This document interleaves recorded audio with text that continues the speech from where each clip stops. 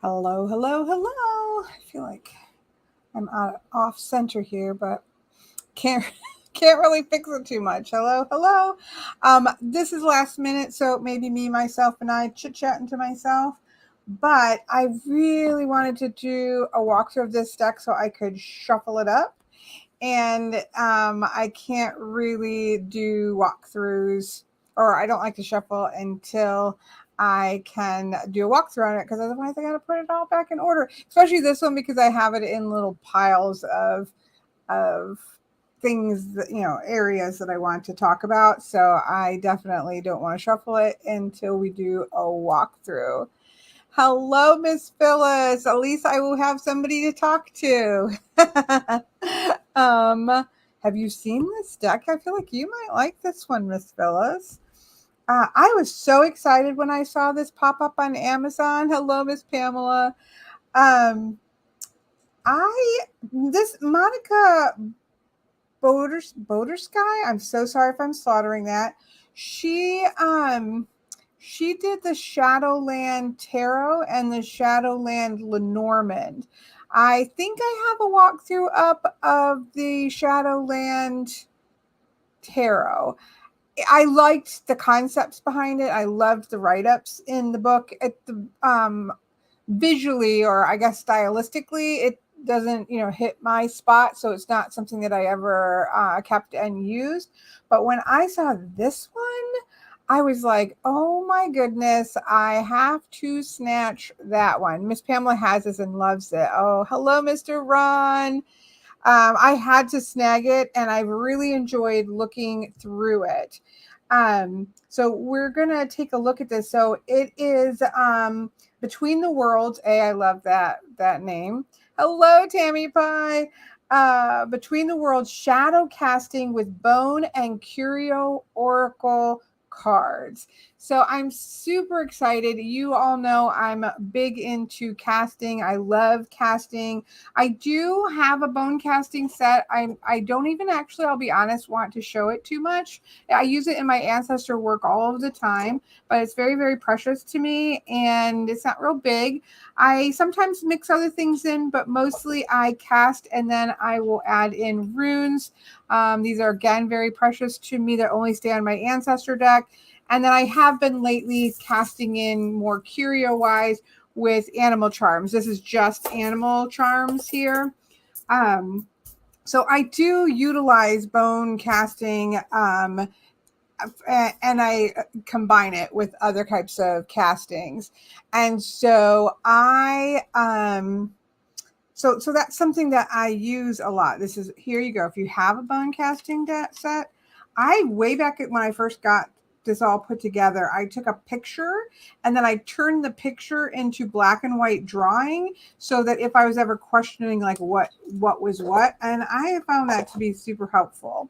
I will also say that if you do not like to work with animal bones, right, this might be a great way to utilize the skill set, but without the actual bones. But also, there are some great shops. There are some great shops on Etsy, and I will try to find the one that I just saw yesterday, because I've used her before, that will have sort of like non-animal sets that have different kinds of found objects and nuts and things like that, so that for those people who do not want to utilize animal bones in their practice, there are some great sets kind of put together. But of course, the best way to do that is to go out into the woods and find stuff yourself, right? Walk through the woods and you will find all kinds of things. I would say, like, make sure that they are kind of sturdy, because I have like things come in and out. Like, this is mostly bones, but like I do have shells. I do have a piece of amber. I do have this beautiful stick that just works great as a pointer. But I've also had like another shell that's from a chicken bone set, but I love it.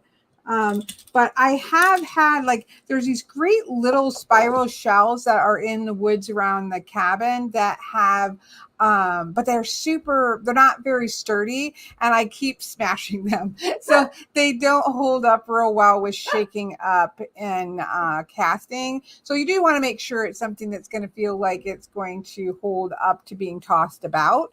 But finding sticks and stones and all kinds of things like that, and then going through your little treasure boxes, going through if you can have access to like your parents' treasure boxes or your grandparents' treasure boxes, even more excitingly, right? To find little bits and bobs to add to yours to make it special and meaningful is it's just fantastic.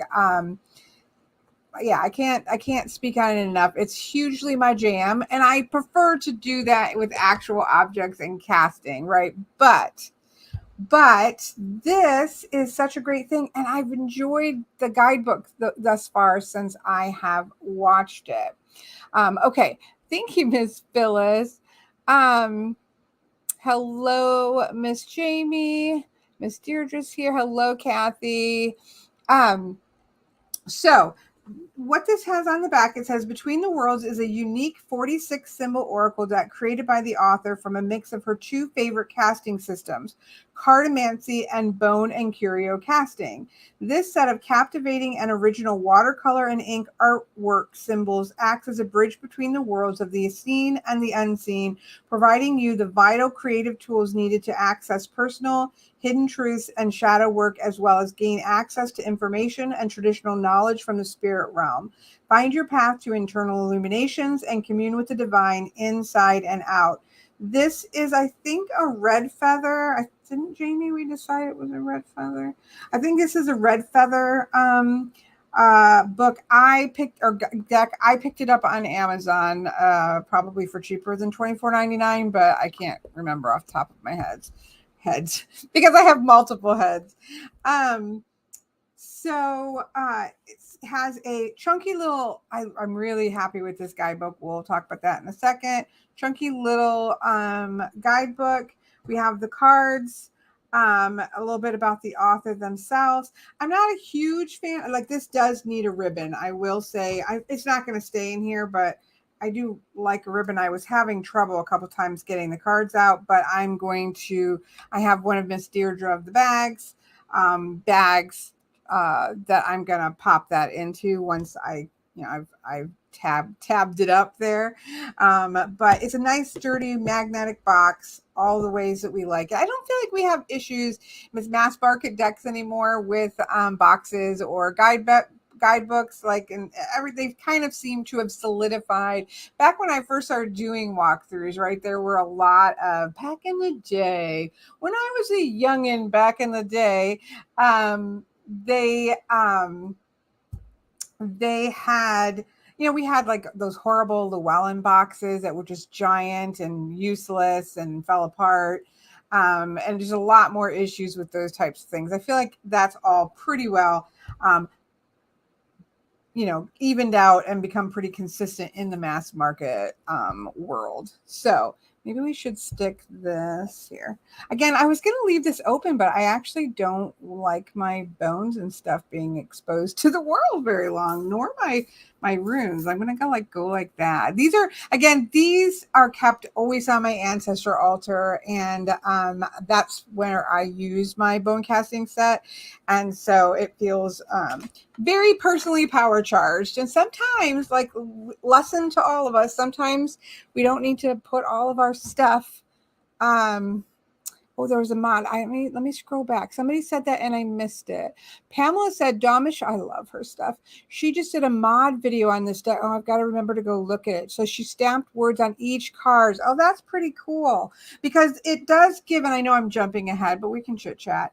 Each one does give you a upright and a reverse. And I would highly recommend, I know I'm jumping ahead, but I highly recommend you use reversals with a deck like this, because with charm casting and casting in general, you are definitely interpreting them different if they're face down, if they're face up, what direction they're facing. We can't much get the directionality in terms of like pointing to each other, but we can get the face down and face up with reversals. So I would highly recommend that that you keep those, that you use the reversals with this deck, which turns it into 90 some cards, 92 or something like that. It turns it into a lot more cards. And so I 100% that. And so then what she has on the front is the sort of shadow and light, a keyword. So fulfillment when it's upright, and when it's reversed, it's what you're longing for, right? So that it sounds like, I go watch the video. I haven't seen it. I will go watch it. It sounds like Dawn Michelle has put these keywords, like stamp them onto the card, which would be really easy with this cardstock. I think it would take the ink really well. So that would not be difficult to do. I mean, other than time consuming, but it wouldn't be difficult. So that is that. So, okay. I know I kind of feel like I've jumped. Hello, Miss Heather. So let's see. Let me reverse. I love the backs. I'm super excited about this deck, if you can't tell. But I'm also trying to stay succinct so somebody watching it back doesn't, get any more crazy brain from watching me than normal. I love the backs. Again, I love the concept, although I will say, ideally, you make your own set, whether it has bones. Again, I said earlier before people were coming in, there are some great sets, and afterwards I will go put a link in the description. So if you're watching this back later, go look in the description. I know of one great seller on Etsy that has bone sets, but she also has like vegan sets that just have some curios, but then also has natural objects that are not bones if you don't want to work with bones. I have both in my set, and I very much strongly like to work with them, but I do understand that that's not everybody's cup of tea. So there are ways to get at the same sort of thing without having to utilize bones, or again, you have the deck that doesn't obviously have actual bones in it. Okay, let's take a look at this. I have read through this, and I will say to Alan, the love of my life, who is always supportive and cheers me on, I could not do this work without you. Oh, I love that. So this is from 2022. So this just came out. I literally just stumbled on it a couple days ago. I don't really watch. I know you would think I'm like on top of like everything coming out. I am not. I really don't pay attention. So something has to really jump out. I just stumble on it, or somebody tells me. And so I just stumbled on it. I was looking for a specific deck, I think, on Etsy. Or not on Etsy, I'm sorry, on Amazon. And I stumbled on this one accidentally, and I'm so glad I did. So the index has the name of the card as well as the keyword. So if you really just wanted to get those keywords without finding the whole thing, you can just go right to the front. You've got your number on the card, which we'll look at in a minute, but you'll have the number on the card. You can go straight to it and get your double keyword. So that's really handy. I like how that they did that, because I think that really will help to just do a quick check-in on it if you don't want to like dive into the whole thing. So that's handy. I like smart things like that. And so I so enjoyed, this is the foreword, but I so enjoyed the preface. I felt like I think Jamie, and the introduction, like the preface, the introduction, I really enjoyed this because she talks about story. She talks about narrative. She talks about obviously casting and things of that nature, all in ways that really resonate with me. When I always say, when you read something that somebody wrote and you think, oh, like I could have written that, not because I think that I could have written as well as her, but because it really just, like, I would have said the same thing that she said. It really resonated with the way I see things. And I really enjoyed, I I enjoyed that. I enjoyed the kind of walk down the history of casting, because obviously the oldest form of casting would have been picking up rocks and sticks and bones. And let's say they did use entrails. Sorry, folks, but they did use entrails as well. Like, this type of casting has been around for, as in my opinion, for as long as there have been people. In my opinion, they've picked up what's sitting around the fire after meals. We all, like, even my siblings, right? We would get the chicken wishbone and the wishbone, and crack the pull the wishbone in order to find out which one of us was going to win. My brother was a cheater. I have a lot of brothers, or a couple brothers, but my older brother was a cheater. He would not be watching this, so I can because he would always do something with his thumb so that he would snap it would always end up where he would get the wish. And I was always quite disgruntled about that. But anyways, it is such an old way of doing divination, and such a beautiful way of these found objects and imbuing little objects and buttons and, all the things that little items that we might find, and things come to assign meanings to them to be able to use in casting. It's such an old way. And in my opinion, it is the oldest way of doing divination, is picking up what's literally around us and utilizing it to gain messages, long before there was a printing press, right? So I liked there was a little history across some different cultures that she talks about. I really like what she talks about with utilizing narrative, folklore, and practical magic to keep things alive. She had written here, to our communal ancestors, engaging in reciprocity with the spirits of the land, sea, and sky, and all elements, gave us a holistic way of life and perspective many of us has lost. Perhaps we have traded our spiritual connections for what we see as a better, more rational, technological existence, and have relegated some of our deepest and most vital knowledge to the marginalia of our history books, to languish as nothing more than primitive superstitions. So she's really using this, and the use of narrative, which is very, important in older forms of passing things on and telling stories to each other. And she really is combining all of this together in the book. So I really enjoyed this whole section here leading up to the guidebook. Really enjoyed it. So in the guidebook itself, she has an image of the item, the token. It's something that's from her actual casting set. I think she said that her casting set, like, this is a full casting set with curios, charms, bones, stones, all the things. I think she said her full one was like 96. My charm sets tend to fluctuate in the 70s. Like, things go and come. Something just isn't meshing. It goes out, and I bring something else in. I don't keep many charms. Like, I have ambers, sticks. I often will have seeds. I actually pulled some of the seeds that were out of here because they're in a salt thing that I'm making right now. But there's usually like seed pods and things like that I find in the in there. So more just natural objects I keep in here, and then I just mix, because I do have such a active and really important to me sets of charm casting. So I just add into those. Although, as I said, since I put together my animal charm casting set, I've just been using that with the bones, because it just all meshes really well.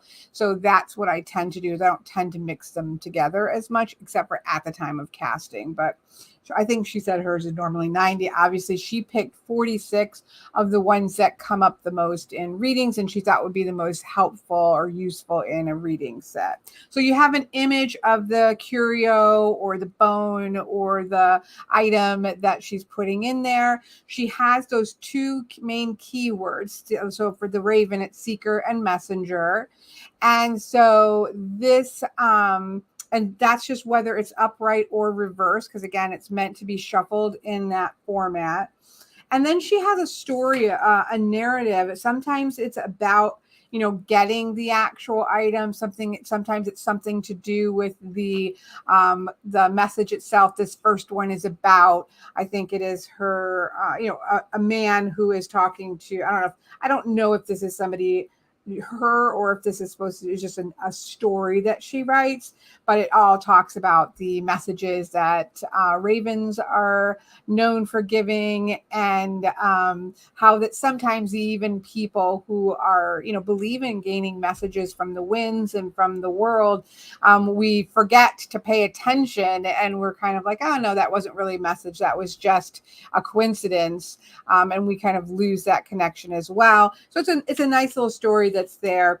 And then she gives you a paragraph about the item. So just really describing what the item is and why it was important. There is a message, and then there is a piece of advice. And then she gives an upright and a reverse, and then she gives you some things to reflect on. So you get quite a bit. Of course, the length of it's going to depend on how long the story is at the front, but then you get the you get a nice little chunk of information. So I thought I'd go ahead and I won't read this one because this one's just about the meaning is whether or not you're the seeker or getting the advice. I mean, you can use that as a significator card. So let's pick, well, I'm going to wait until I find one that floats my boat, and then I'll read it out so you can hear what you get in one of the entries. I do like to do that. So you obviously get all of the cards there. And then at the back of the book, you have information on, using it on your ancestral altar, cleansing, charging, those types of things, spiritual hygiene, clean up your energy, shut your doors, all that kind of stuff.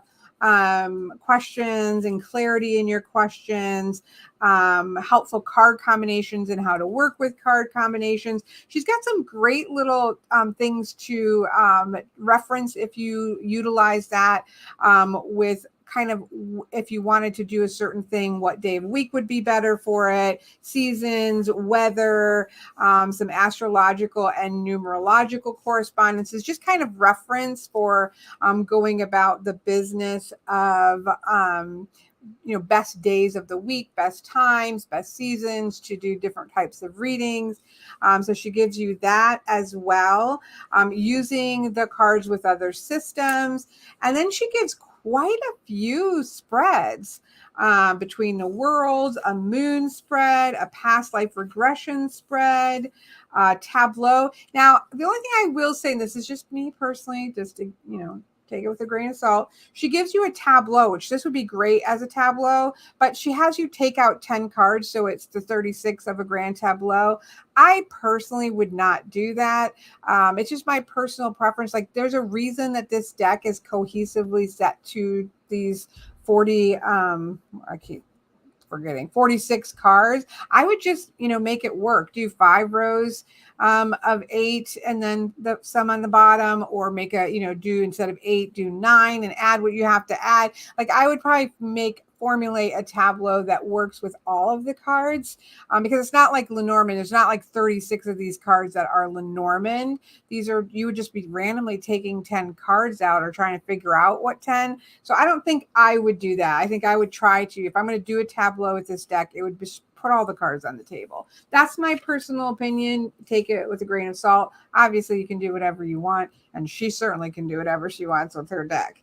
Life purpose spread. Look at all these. A mystical 9 card, a relationship card, a path to success card.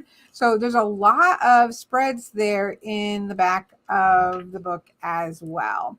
So really, I feel like for small in size, it's a well chunked out book, well laid out book. Even at the smaller size, I can read it, which is important. Can I read it without glasses? Probably. But again, my eyesight's getting worse and worse, so that's not a good judge. But with my glasses, I can read very, very comfortably. So I'm a big fan. So I was really impressed with what I've read at the guidebooks. Pause while I take a drink. Sorry, my what my Pepsi Zero that I can taste is not cold, so I have to take a drink of this, which I know is not attractive. I'm sorry, but I need a drink. Can I just say that circle, if you like the circles, which helps me because I can't drink water. As you know, if you've been following my post-COVID year and 4 months now, still can't drink water, but with this I can. But there's a new one that is sweet tea that came out that is delicious because I love sweet tea. It is absolutely delicious. So there you go. I know taste buds are the same. Not much has changed. It's things will shift here a little bit at a time. A little bit like Sprite goes back and forth. I can sometimes drink it and sometimes it's very peppery, but not much has changed. It's pretty much on the same as it was, unfortunately. And fortunately, again, I have it a lot better than some people. Okay, sorry, I didn't mean to segue into that. Okay, so super happy or super impressed with this. It's just well done, in my opinion. So that's that. Shelly put keywords on yours like Dawn, Michelle, and then I charm casted on them. That would be fantastic. I can definitely see doing like a 9 card and charm casting onto it. We'll do a couple things at the end. So now these are not in perfect order. They're kind of in order, but I made them in some piles just because I wanted to talk about them in terms of piles. I will find, hopefully I will remember. I will find Dawn Michelle's. I haven't seen it yet, and I'm excited to see it. Sorry, over there. I will try to find Dawn Michelle's. Not try to find. I know where her stuff is. I love her. I'll try to put a link to her video because that sounds awesome. And then there was something else I was going to put a link to. Oh, the Etsy shop that does have like some vegan sets. Shop. Sorry. If I don't write this down, I will not remember by the time I can actually do it. Okay. So I put them into 4 categories. Again, somebody else would do this differently. This is just me. But I just kind of want to get a feel for what was here. So I put it into 4 categories. The biggest pile is bones, I think even bigger than what I called objects. So there is a good chunk of the cards that are bones. So you have, I guess we're just going to go, because it's not like the same as going through other cards. So I'm going to go ahead, I guess, and do them this way. But we have the skull. I do want to still go through them. So let me do this. Let me just show you. So you have obviously bone. I put bones, claws, anything like that. We'll go through them one by one. I just want to show these are all bones and claws and things like that. That makes the biggest pile. The second biggest pile would be what I call objects, as in actual like objects that you would use out in the world. So rings and thimbles and coins and nails, things like that are actual items that you might collect out and about in the world. That's the second largest pile. And there's a pretty good chunk of what I would call curios. This would be like little beads, little doll parts, little, tokens and masks and charms. That's the only one I think that's a straight up charm, although the cars kind of. But things like that, little objects that are what I would call curios there. And then the other portion would be natural objects, like, again, piece of oak, crystals, shells, acorns, things like that. So natural found objects that you might have. So those are the kind of the types of things that are in the deck, which I was just curious about. So that's, me, I got to do random stuff. So let me see if I can, I don't know if I can put these back the way they were. Probably won't be worth it. So I think that's fine. Let me undo what I just did. 1 second. Hold the line, as they say. Let me just I'm going to keep them in their piles that I've done. Yeah, there we go. So we'll do bones and natural objects. and then curios and items. There we go. Yeah, I haven't shuffled it yet, Tammy Pie, but it feels fantastic. I am a fan. This, I'll say this till the cows come home. When you do small decks like this, it really does need to be playing cardstock. I understand that everybody loves, this gorgeous kind of cardstock, but most of the time, if you're gonna shuffle, especially if you're like me and a riffle shuffler, if you're going to shuffle a little card, it needs to be good playing card stock so that it will shuffle well. So I'm guessing this is going to be a bit of a riffle shuffle struggle, but we'll find out. I haven't done it yet, but it's still going to swish, swish really nice is my guess. Let me zoom down in here.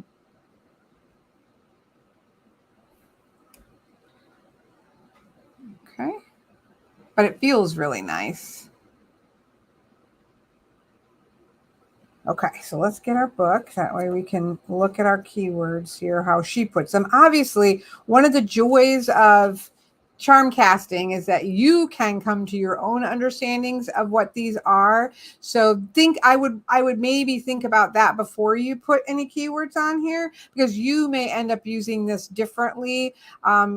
Different bones, different animals and things. Now this doesn't have I don't think. Well, yeah, it does. It has specific. I might approach different animal bones differently just because I do work with animal bones. So that would determine to me, like I might want to use it a little while first before I put any keywords on it, simply for that. But if you're going to use her system, then obviously putting them on is going to work really good. And again, if you find Dawn Michelle's video, I will put a link to it. She's apparently shows you how to do that. So that's fantastic. Okay, so we have the Raven, which she has assigned to Seeker and Messenger. And she does talk about utilizing this as either your significator card. Oh, I'm sorry. I went to Raven. Sorry. This is why I shouldn't have them mixed up. Excuse me. Well, we go to the skull. So skull she has for ancestral agreement and ancestral cautioning. So if it is upright, it would be an ancestral agreement or something that your energy that's in agreement. If it's reversed, this is letting you know there's a caution there, maybe from your ancestors.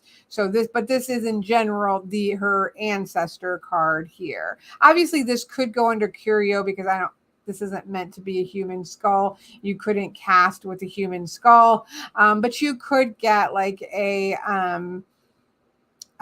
skull bead or something like that and put it into a set. Because I use my bone set in ancestor space, it's always about the ancestors.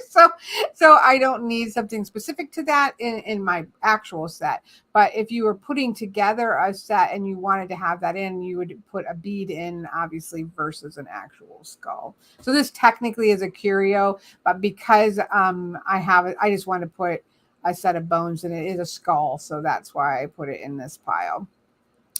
So then we, of course, have the wishbone, and the wishbone she has for fulfillment when it's upright, and when it's in its reverse, it's what you're still longing for. You haven't got what you're longing for.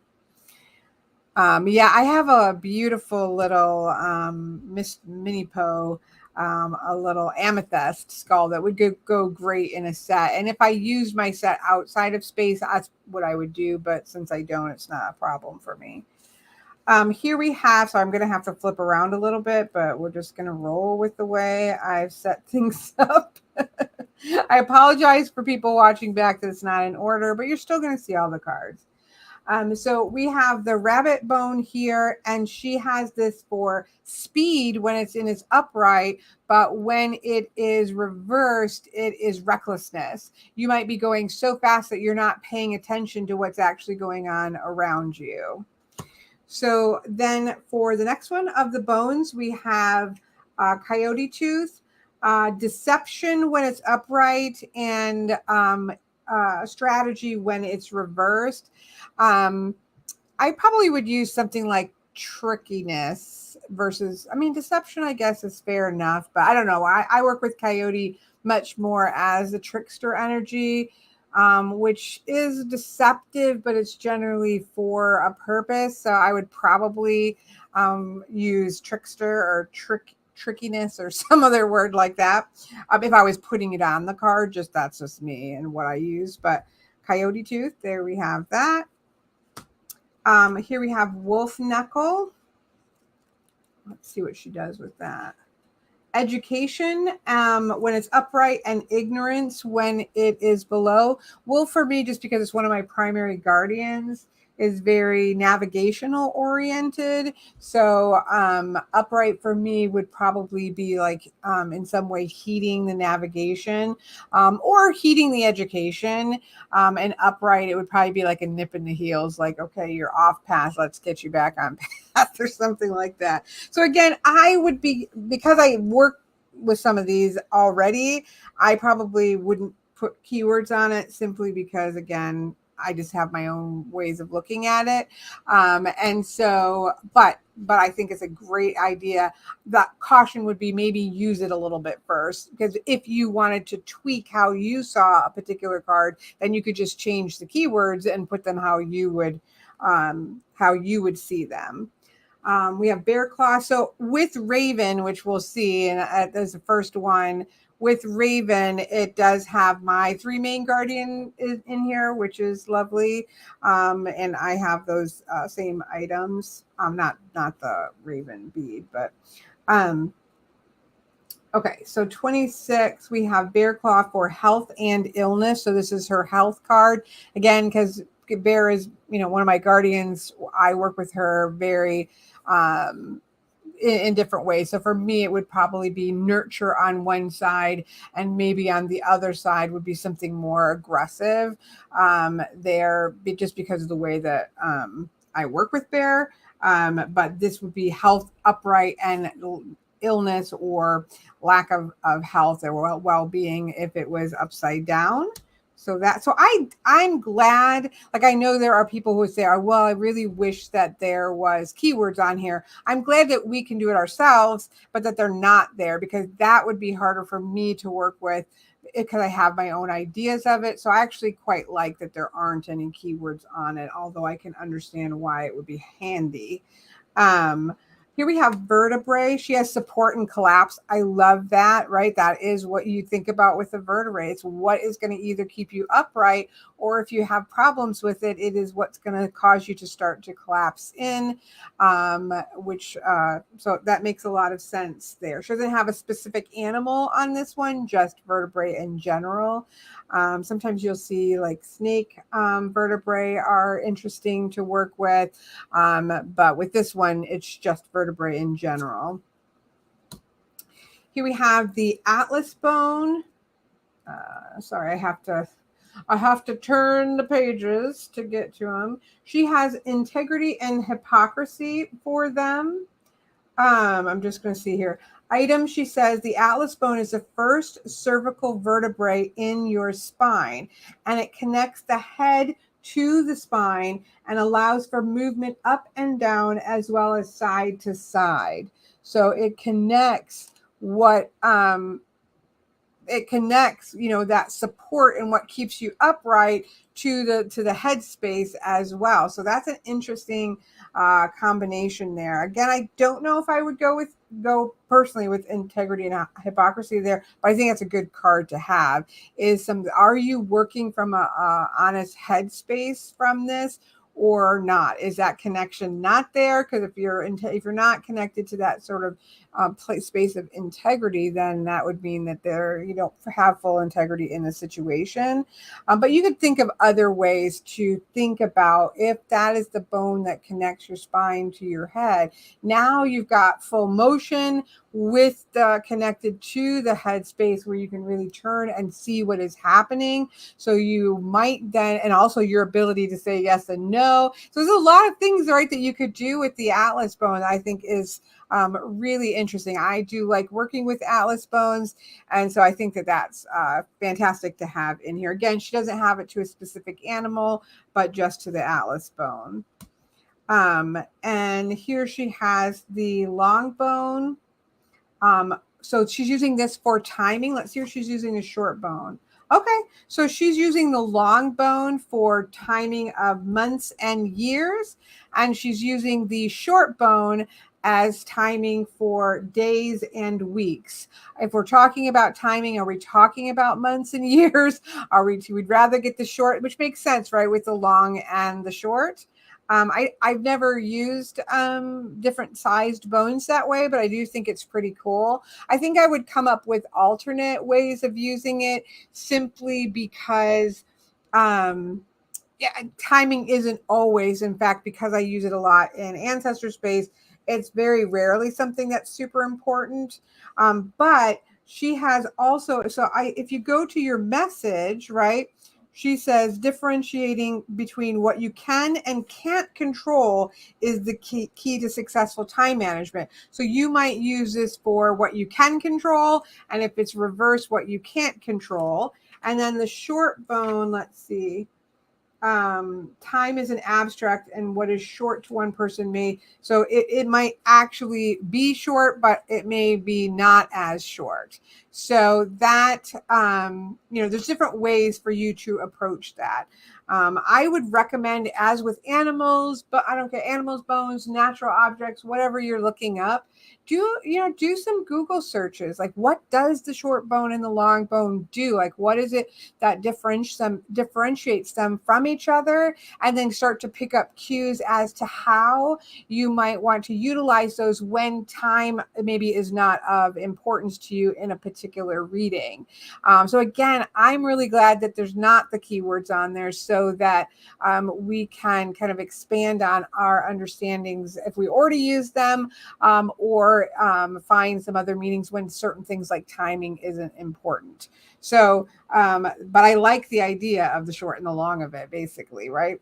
So that's the short and the long bone. Okay, what do we have next? Here we have the raven claw. She has this with magic and mundane.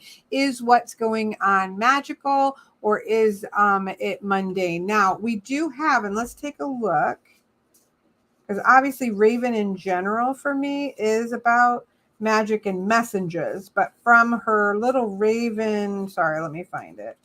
So we have two ravens, which I am not opposed to, but let's just see how they're differentiated in terms of like me. I know I'm squishing these on here. Sorry. Hopefully you can see that. There we go. Perspective of the time versus reality. Yeah. Hello, Maria. Okay, let's go to Raven, which is number 1. Sorry. Can I turn pages tonight? Obviously not. Raven, and let's pull 38 back up. I like to see when there's similar ones. Like, is there a solid differentiation between how they're used? Maybe we'll read this because it sounds interesting. The veil is thin, magic. So she has for message on the Raven Claw. Often we can't explain interactions with spiritual or magical forces, and having them often enough can make them become mundane. So really trying to separate out where you're getting a mundane message from a magical message that could be useful. And then for message on the Raven bead, there are spiritual signs in your environment that hold deep meaning. So that's kind of like pay attention to the omens. I would probably try to separate those out even more, but possibly by reading them, we could do so. Let's read the Ravenclaw, because I did want to read one so that you could hear what you get from one of the from one of the guidebook entries. So you can see we have Ravenclaw, magic. So we always have the keyword upright and reversed. So the veil is thin is the narrative. What's that sound? Do you hear it? No, I don't hear anything but this crackling fireplace, but nice try. I know how much you enjoy a good scary story. I'm serious this time. It sounds like soft wings flapping, like a bird. Get the flashlight. Oh, come on. You always do this first night in the cabin thing. You get the jitters, get frightened by spiders and things, weird forest sounds. It's nothing. I hear it, and I know there is a bird in here. Well, I know he isn't going to be happy if he's in the flue of this fireplace. There, you heard that. Don't deny it. Okay, it did sound like a bird. Is your phone on? No, there's no phone that sounds like a bird. We don't even have service up here. You know that. Well, it sounds fake. Maybe somebody's playing with us. Yes. Maybe the crow or raven I'm hearing is a recording from some imaginary joker. How do you know it's a. There it is again. I'm getting the flashlight. It must have been stuck in here when we left the door open. Last fall? That doesn't make sense. I don't see how. Wow, that was loud. Here, give me the flashlight. It was coming from over there. How many spiders do we actually have laying eggs in here? Gross. Okay, let me look. I don't see anything anywhere. And of course, now it's silent. Here, birdie, birdie, birdie, come and get a snack. Snack? What snack? Are you loopy? There's no bird in here. It's just coming from outside and sounds like it's here. Shh, listen. Okay, that was way too loud to be outside and heard over the fire. It came from that corner over there. Let me use your phone. The batteries are dead in this thing. All night long, the sounds continued. Flapping wings, granks, crackles, raven talk, all punctuated by the sounds of us poking around the tiny cabin, peering into every possible space, trying to locate the source. We never did find a bird. Some experiences are magical and unseen and really don't need to be explained. So that was the narrative. Then there is the item. This claw was a gift from a spiritual friend who felt the spirit needed to be with me. The message is often we can't explain interactions with spiritual and magical forces, and having them often enough can make them become mundane. So then there is advice, both upright and reverse. The advice for this card upright is that there is magic in your life right now, and beginning a course of study in the esoteric arts to increase your skills and understanding is highly recommended. You may be joining a like-minded group of magical people shortly. Synchronicities and dreams are expected, and you may be surprised at the depth or accuracy of your intuitive gifts. If you are already using your magical abilities and are honing your skills, this card is an affirmation that you are on the right path. Let your talents in the hidden arts shine. You have spirits watching over you who are protecting you. If what you are currently experiencing defies logic at times, there are many unseen and hidden energies we don't yet understand, and we can accept them for face value as simply unexplained. Ask for a sign right now and you will receive an answer. Now, the reverse is this is not the best time to actively pursue the paranormal. Ghost hunting may not be the path for you and can be dangerous. If you are wondering where magic has gone in your life, try to rest enough to allow the fire to rekindle your passions. Keep your feet firmly planted on the earth. Keep rocks in your pockets for grounding because you may be experiencing quite a few odd things, such as missing objects, noises, and knocks or rapping sounds. If you have left your magical practice behind, try to think of how you can use it to help you through a rough patch rather than putting it aside. If you are separating your magic from your day-to-day obligations, turn balancing your budget, doing laundry, doing dishes as magical spells and witch your way through it. I quite like that. I quite enjoy that. And so then there's a section here of reflection that have like questions. Where do you feel the most magic? Do you use ritual? Are you a witch that's been closeted? Do you have any dreams? So on and so forth. So there's all kinds of questions that might help you to think about and have it sort of trigger where some of those messages might be. So yeah, I've read a few of these and I really enjoy the narrative part of it. Does really help to make the point of what the meaning is supposed to be, and then it gives you quite a lot to tap into as well. I've been quite fond of everything I've read through it, so yeah, I just want to make sure. I always like to read one of them so that you can kind of hear what you get in one of the guidebook readings. So the next, we're still in the bones, obviously. Here we have a bird bone, vision and delusion with upright and reverse. We have a jawbone with speech and gossip. So think about talking. Are you using your speech well? Are you using your speech not well? Or are you not speaking? I do like the idea of utilizing speech. For me, that works really well. It's like, what are you amplifying and what are you putting out? Is that something positive? or are you being silenced, or is what you're putting out there not what you really should be putting out there? It's kind of probably where I would roll with that. So there's the jawbone. Here we have a cat bone, assist or impede. The item says this is a cat bone with 3 gray dots on it so I can identify it. So that is something that's useful. As I said, it gets to be a little difficult if you're actually working with bones, to remember. Some of the bones look very similar. And so if you have different animals, like trying to find ways to make sure that you can do that. Again, I took a picture of my base set, and that way I could reference it. And even though I've used this for quite a long time now, I've had it for, I don't know. Anyways, I've had it long enough where I'm pretty comfortable with it. There are still times when I'll be like, okay, which one is that? And I'll just reference that picture. So I really recommend that. Even if it's like nuts and things, right? Like you can still take a picture so that you don't have to be like thinking, what in the heck was that? I found it out in the woods, but I can't, and I looked it up, but I can't always remember it. So if you just take a picture, spread all your stuff out, take a picture of it. You can do this charm casting sets. I just make lists. Those are a little easier because they're clearer, but make a list, and how, even maybe put next to it, how do you read that? How do you define that? I do that with charm casting. If you just, and you can do that with a bone casting set, or even this, where if you, do I know where that is? Somewhere. Yeah. So, for different charm casting sets, right? So I have the symbol, and then I have the meaning of it. And then like some of them where I have the extras I have from 2 different sets. One that's what, my main set, and one's in my fairy tale set.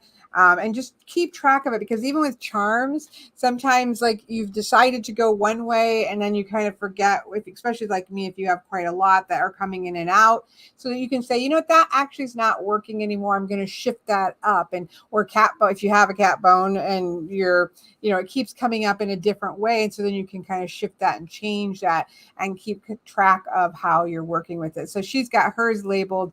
I'm rabbit trail. I don't know how I got on this rabbit trail, but she has hers marked with 3 dots so that she knows what that is. So that's interesting to me.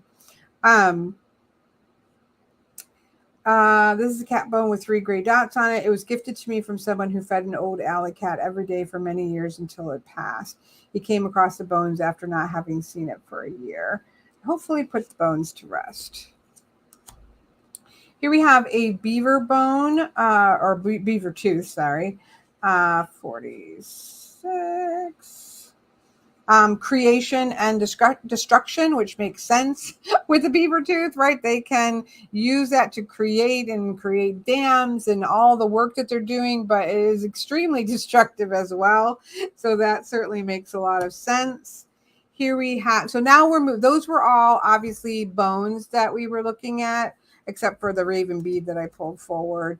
And so now we're moving on to natural objects, like natural found objects. She does not put these in this chunk. This is just how I was trying to see what was what was in the deck. So let's go back to 13 now. We're reversing the engines. Here we have oak wood for wisdom and folly. I might do strength and weakness with oak, just because for me, strength is like this. Our oak is really this strong resource that we can use. And so if it's, upright, it is in its fullness of its strength. And when it's reversed, maybe there's a weakness there. There could be rot. There could be, certain too many difficult weather seasons in there. And then it just got soft and isn't strong anymore. That's probably what I would do with it if this card came up. So I'm just kind of showing where I'd go with it. Here we have a piece of fulgurite, epiphany, and secret. It's always good to know, like, are you getting, should you be paying attention to these epiphany that you're having, these sparks of understanding, or there's a secret going on underneath it? I like secret cards. Alicia says, I like this one. I use it for ancestral work. I can imagine it would be great for that. Here we have starlight. I don't know if that's how you say that correctly, so I could be wrong, and that wouldn't be that would not be the first time. For decision and indecision, the message here is stop for a moment, get advice, and then make your decision. Choose a direction in which to proceed carefully. I like this because if you look at this, it kind of looks like a crossroads. So that's a great visual cue to use this for, okay, it's time to make a decision one way or another. And maybe when that's in reverse, it's really difficult for you to know which way to go. So I really like that. Here we have a sundial shell. There's a couple shells, home and neighborhood. And then the other shell is a tulip shell that she has, child and adult. Childlike. Let's see. This beautiful shell was a gift from a friend who gave me her shell collection. Most of the shells are from Florida beaches. I find them fascinating, and particularly the many cultures that still use them as currency, such as certain groups of indigenous people of New Guinea. So creativity and imagination are appropriate at any age. It is up to you when and where or how you imagine childishness as opposed to childlike behavior. Oops, I'm not putting these like in the pile correctly, and I'm gonna go to shuffle them and they're gonna be all whopper jawed. Okay, here we have heart, which I know is a stone because I read this one. Was a stone somebody had found, I think her husband had found on the beach for her. So love and infatuation, or you could even use this as love and passion. Like, is this thing to do with romantic love or not? Our passions are so important in the pursuit of those passions. If it's upright, you might be going in the right directions with your passions. If it's, reversed, you may be off course of that and need to reignite your passions. And then, of course, if you're looking for relationship information, you can go that way. So we have that. I feel like, sorry, this is bothering me because I see one that looks like it's wrong. There we go. Sorry. There goes my brain. Here we have acorn. I do like acorns and have acorn on my set. Acorns for me obviously are the seed. And then think about it. If you had the seed in reversed, all the conditions aren't there for that to grow. Again, I'm not, that's not what she's saying. I'm just saying that. Let's find it. 28. Growth and decay. So yeah, similar. There, if it's not a seed, it's not going to take in some way. Quartz points for me would be clarity and protection. I guess we're playing the game of what I would do versus clarity and confusion. Makes perfect sense to me. Here we have hagstones, which I love. I have them all over the place. Somebody sent me a few, and that was the greatest gift ever. Protection and vulnerability. That's interesting. So I grew up with hagstones as fairy stones. So, and it's about, for me, fairy stones are about seeing the unseen, right? So the idea is that if you look through the stone hole, that you're going to be able to see into the other world. You're going to be able to see into that deeper layer there. And so now, but seeing into the Fae realm is, you have to be careful. That can be really tricksy, right? So for me, if it was upright, that would be really seeing into the other world, seeing into another dimension of what's going on at a deeper level. And if that was reversed, I don't think I would trust what I was seeing. That's how I would use this, but that's just because of my own working with fairy stones or hagstones. But for here, it's protection and vulnerability. Again, there's nothing wrong with any of the author's meaning. She's making a set and a system for herself, as she should be doing. I'm just saying how I would interpret the cards for myself, my own self. So take it with my grain of salt. I'm just saying what I would do with it. I love the card for activity and stasis. Is things moving or are things at a standstill? And then there are I'm not a big fan of pieces of doll parts. Like I find them extremely creepy, but they are great curios. So let's see here with the doll arms. So the arm is to whether you're going to use the arm to assist or impede. The head are for your thoughts, and then disinterest the other side. For me, maybe it would be, are my thoughts helping me or are my thoughts getting in the way? That's probably how I would do reversals there. And then the feet or the leg is mobility and immobility. Um, I would have to think about that one because of the car. I like again, just for myself. I mean, activity in stasis is different than moving somewhere. So I would take one of these, right? So I would take one of these here, and it would be a moving forward or a not being able to move forward, right? So I would do that. And then I would take another one for activity and then stasis, where energy is just stagnant or moving. I probably would use this for mobility, walking forward or being stuck.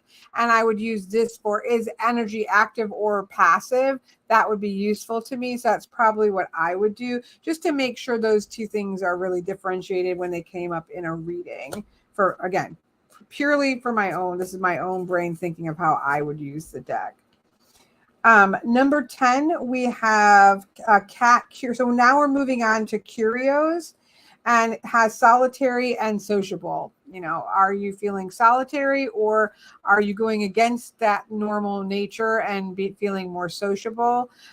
Is how she has that. That makes sense. Independent versus maybe dependent on somebody else, because oftentimes we work with ideas of independence with a cat. 15 with the turtle, slow or immobile. I feel like we have immobile both with the car and the walking forward. I would probably keep the turtle as slow maybe, but have whether or not that slowness was good or whether or not you really need to speed it up for upright and reverse. The other thing you could do with turtle is use that sort of being, are you feeling at home in your own space? And if it was reversed, you aren't feeling at home in your own space.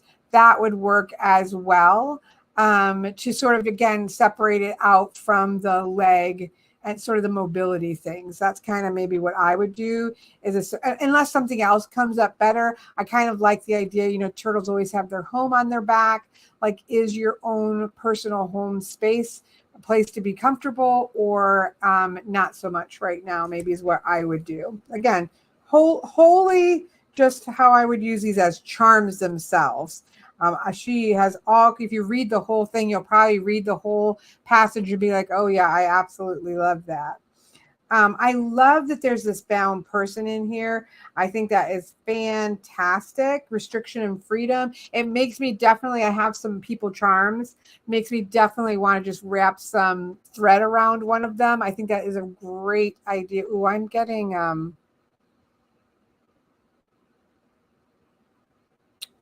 I guess I'll wait and see if people can hear me because it's saying my connection's unstable.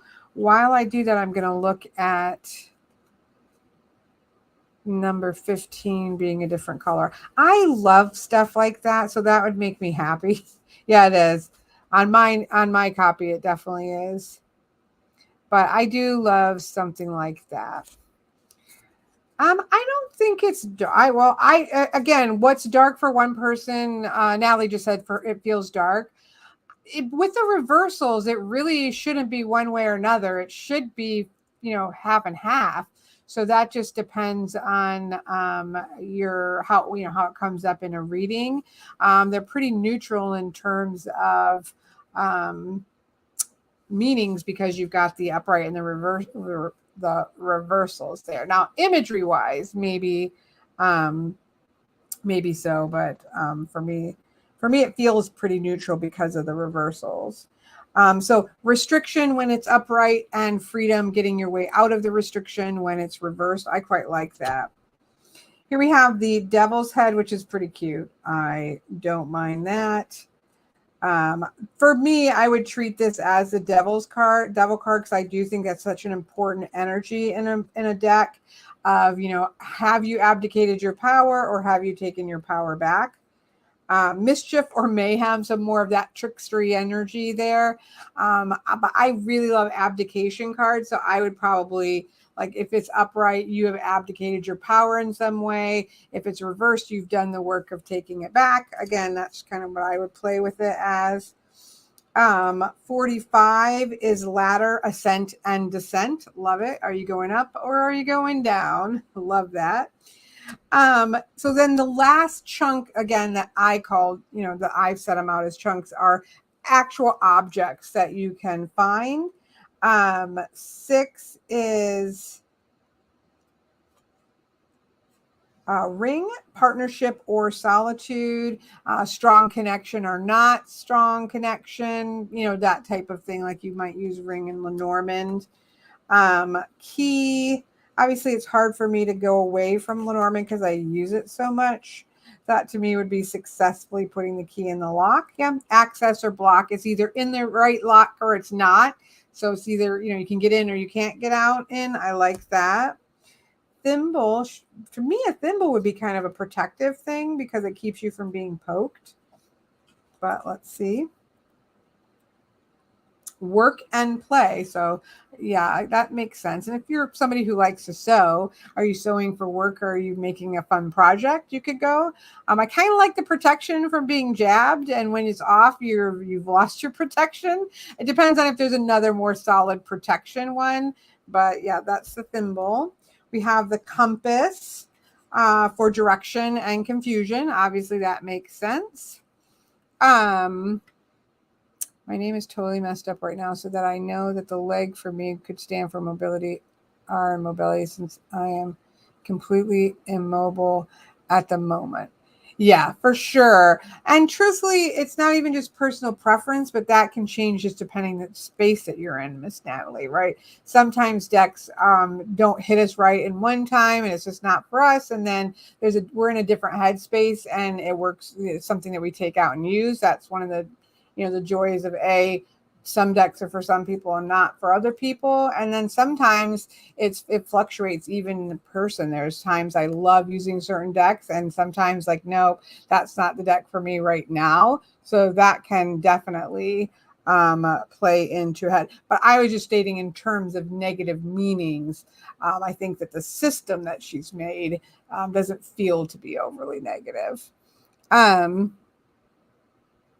But 100%. I sometimes just say, you know what? All I need right now are hug decks. I don't want anything else. I just want support right now. 90s baby, 70s lady says, this is my favorite Oracle deck. I love the uplifting stories. Yeah, the stories are a lot of fun.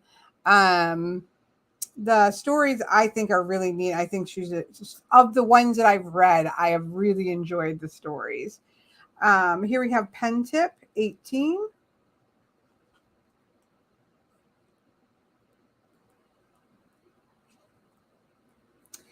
Here we have Create and then Fantasize. That's interesting. That's an interesting combination. I like that the story is the storyteller. For me, the reverse of create would be not to be not being able to create, kind of having writer's block. That would be interesting to use as well. I couldn't. Your name, you said must be your knee. I'm like, I'm not sure what she means by her name being totally messed up right now. It's your knee. I'm so sorry to hear that, Laura. I hope that it sorts itself out through hook or by crook, as they say. Phyllis says, I do think that bone sets have a preconceived negativity around it. For sure. And it's definitely not going to be a deck for everybody. And again, not for everybody all the time, 100%. Pen nib, again, I would probably use it for being in a creative mode or being in a blocked creative mode. I love this little antique coin. There are 2 coins. I love the button too. There are two coins, I thought. Yes, there's a gold coin and an antique coin. So let's take a look at those. So we have the antique coin is legacy and loss. That is interesting, and I love it. I love these coins. I wonder if these are like actual coins she has. 35 is abundance and scarcity, so more to do with money, whereas the antique coin is more to do with the antiqueness. So that works very well. But that is a really cool, let me just see what it says in the end. This is an ancient Greek coin known as a tetradrachum,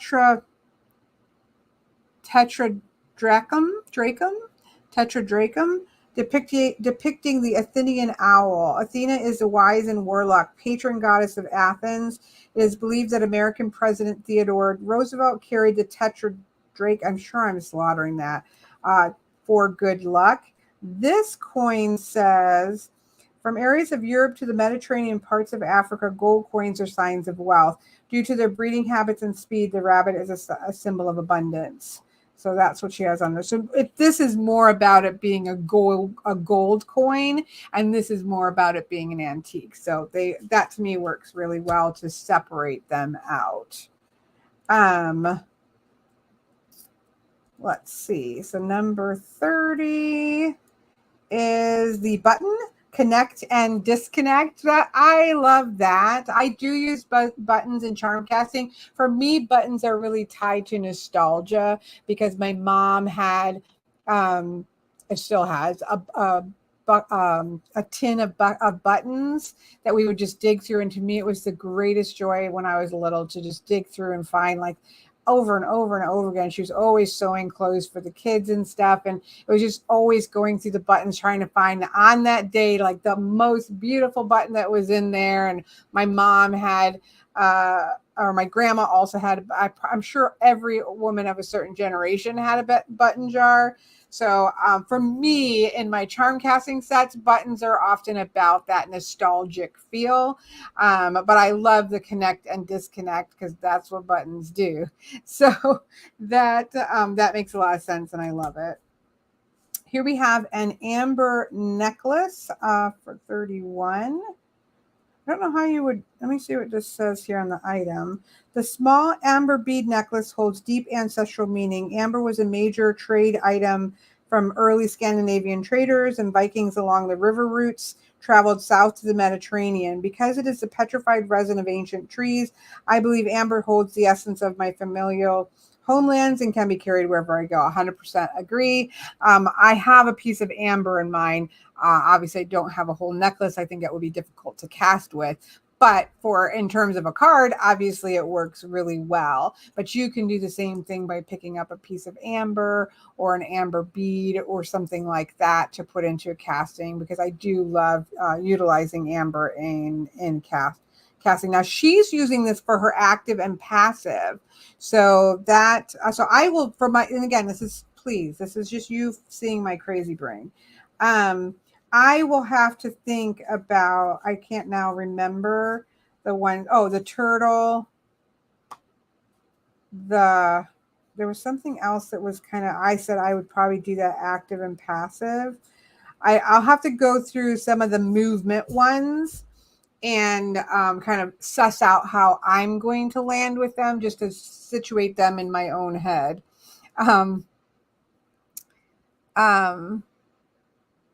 Alicia has a box of buttons. It was in a tin. Phyllis has a box of buttons or jars of buttons. For sure. I love them. I feel like everybody, I don't think we have them as much. I mean, we still wear buttons on our shirts, so we should still have button jars, but I guess maybe we don't sew buttons on our shirts, or we just, I don't know. Now shirts, don't they often come with like a spare button sewn into it versus trying to find a button that's going to match it? Or my mom would always like take the button from the bottom and put it where it's going to be seen, and then put a button that wasn't perfectly matched on the bottom. Those are like little things that obviously I'm sure were annoying, but I find to be very, nostalgic. Okay. Sorry. Amber is a good one there. Okay. So now we have a coffin nail, safety and threat. I like that. You could use that as, um, yeah, I like that because you can use the safety. Well, this is a coffin nail. Threats may be real, but without the context of intent, a nail might be just a nail. So, it can be that also that idea of a tool. A tool can either be used for good or it can be used for ill, right? We can take a fork and eat with it, or we can take a fork and stick it in somebody's hand, right?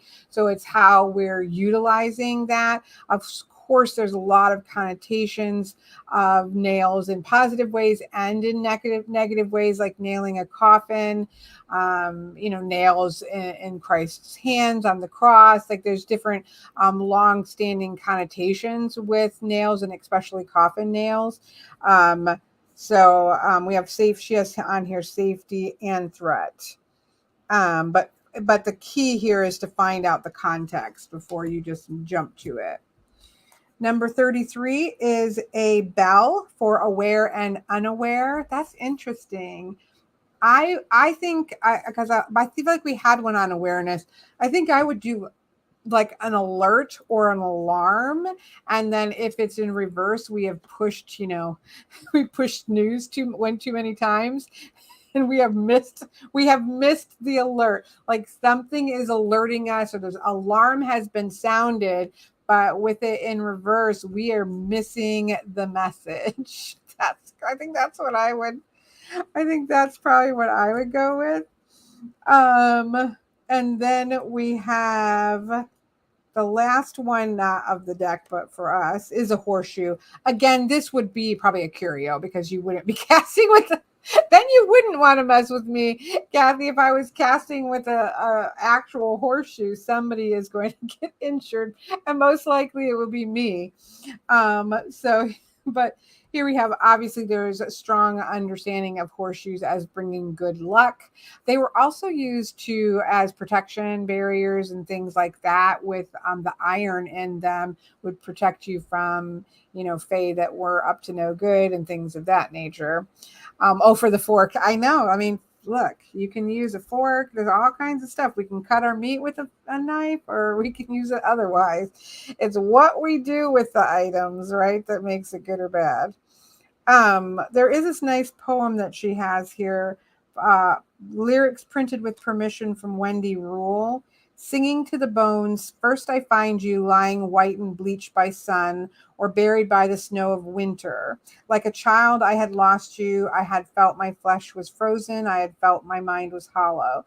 Alone, singing to the bones. How the darkness soothes my sorrow, takes me through the line of reason, takes me to the place of shadow, alone, singing to the bones.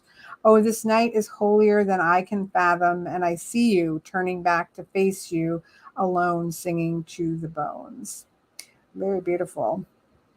And I think nods to what Miss Natalie said, that it's not always the place to sing to the bones, or the time and the place to sing to the bones if you're not in the place to do so. So I think Natalie nailed it on the head in a positive way, not in a bad way of using a nail. Oh. Okay, let me scroll out. Everything I throw goes backwards. You and me both, Kathy. I would not. I like to play. We play. I don't know if everybody plays it in your area of the world, where you play. Oh shoot! Now I forgot the name. Cornhole. Where you like toss like the bags into the hole. I don't know where it came from. I don't know where it started from, but my niece likes to play it. So does my daughter and bonus son and everybody. And I like to do it, but I am a little bit dangerous because it doesn't always go front. Did it come from Ohio, Deirdre? Is it an Ohio game? I would have said it came from the South, but I might have falsely accused the Southern people. I'm going to try to riffle this. I'm kind of leery that it's going to riffle well with how thick it is, but let's try it. Yeah. Oh, I saw one's upside down. It's gorgeous. So if you're a riffle shuffle, or if you're an overhand shuffler, You are going to love it. It's got that really great swish, swish, swishiness. I'm definitely would distress the edges just because you've got this gorgeous colorations. So I would probably take like, I mean, I could do my handy dandy matte kind of gold color on it, but I probably would start with something a little just kind of taupey maybe. No, it's kind of got yellowy tones. I don't think I have a good one at, like maybe this. Just kind of a neutral. Let's just see. Let's just see. Well, that may not be enough, but you know what? It might be just enough.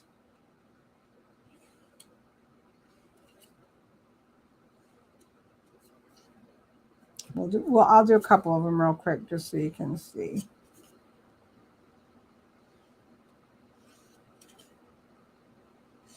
Oh, see, that's great. Should I try to do things half-heartedly? Not half-heartedly, but quickly? Probably not.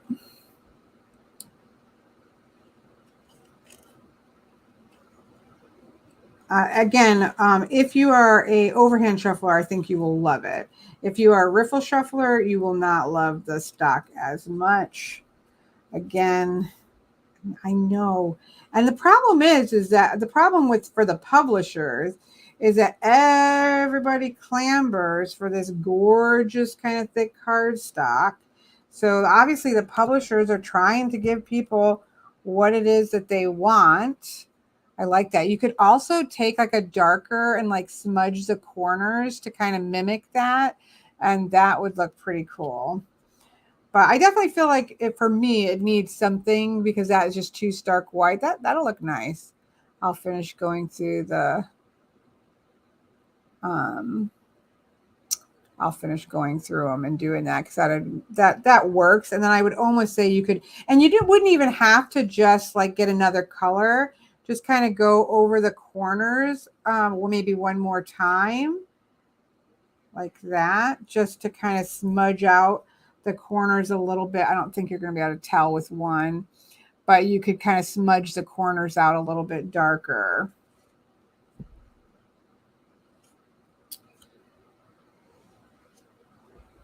That one looked a little light there. Anyways, is that the, I'm not sure, Miss Natalie, what you mean by LM. I probably should know what you're saying, and you're going to tell me, and I'm going to be like, oh, I'm silly. Yeah, I would definitely do that. So this color is, oh, great. Oh, great. Folks, I have picked one. This means it's a color I use a lot, and I might have a backup. Hold the line. Where's my backup? That means it's a color I use a lot.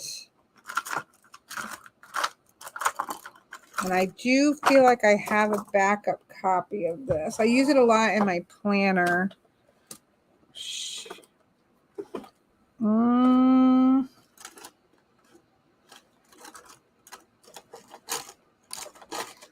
Oh, I might have it here.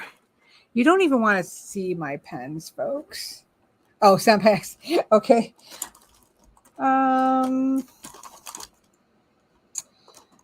That's one I use a lot.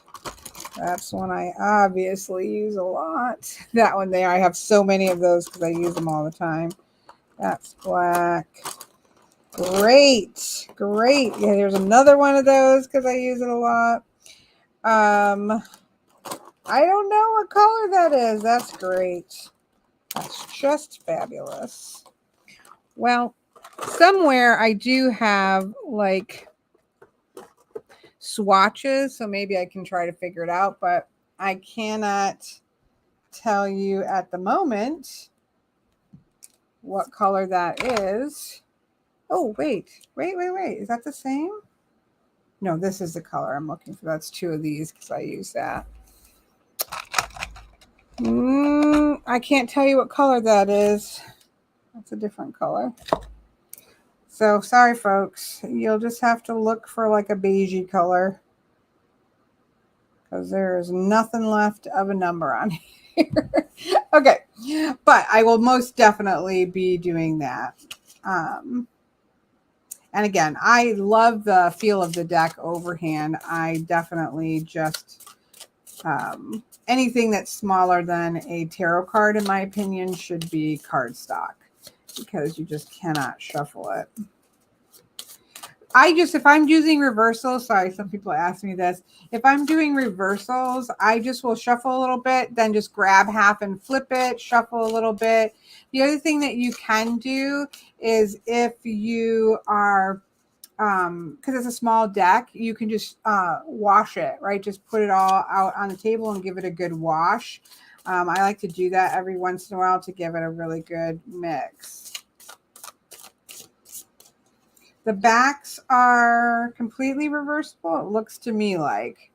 I don't think you can tell. Let's get to... Yeah, I don't think you can tell from the back at all. That doesn't bother me one way or another, is you're never really... Well, I don't choose cards where it matters what the back looks like. So it doesn't really bother me, but if it's made to be used with reversals, it is nice that the backs don't give it away. Let me scroll out a little bit further here.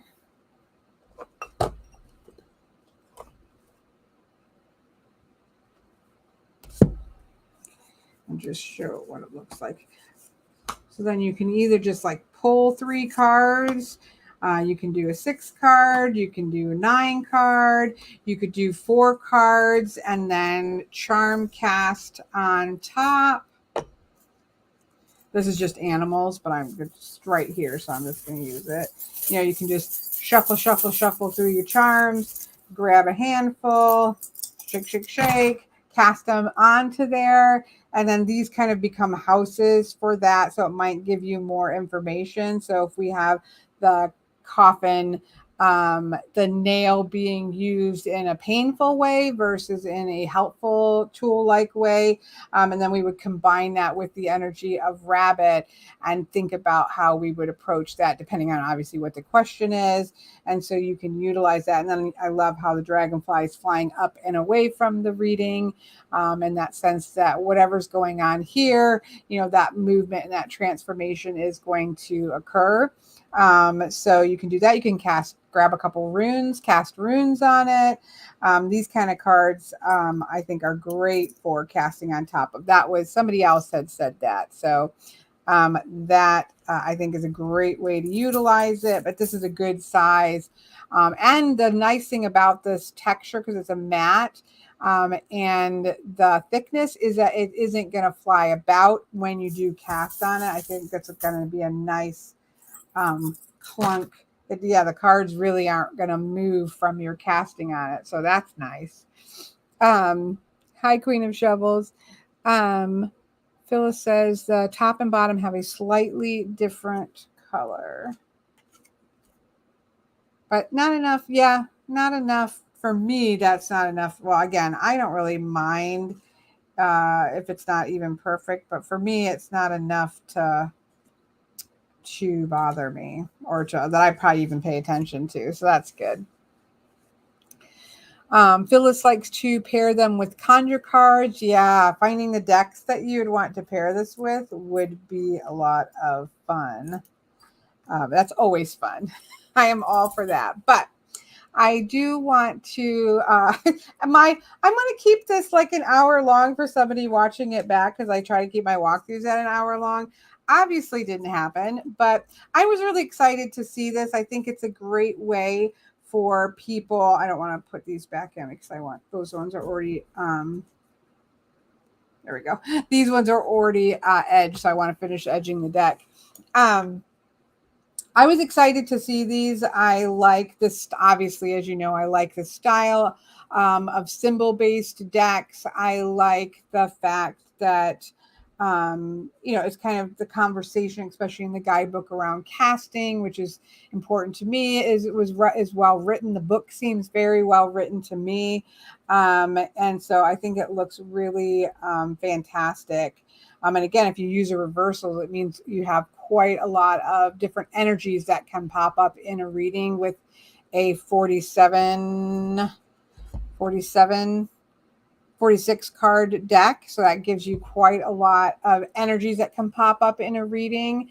I do hope anybody who enjoys working with this deck, that it leads them to creating their own sort of set of casting, whether that's all charms, whether that's a mix of charms and curios and natural objects, whatever that might be, that works from them, and give like casting, actual objects a go. Maybe it will pull some other people into the casting realms as well, which would be a good bonus also. So very exciting. Tammy Pie is putting blue on the corners of the squid cake so it looks purple. What is the squid cake? I must have missed something. This is me popping into a conversation that I don't know the whole conversation because I was too busy chit-chatting. Okay, thank you all for hanging out with me for a little bit and taking a look at this deck so that I could finally shuffle it. I hope that you are having a wonderful week. I still have some work to do, so I need to go do some work, but I hope you are, we're midway through tomorrow's Waffle Wednesday, so we're at the beginning of the week. I hope the beginning of your week is going well and that you will have a wonderful rest of your week. Okay. See you guys all later.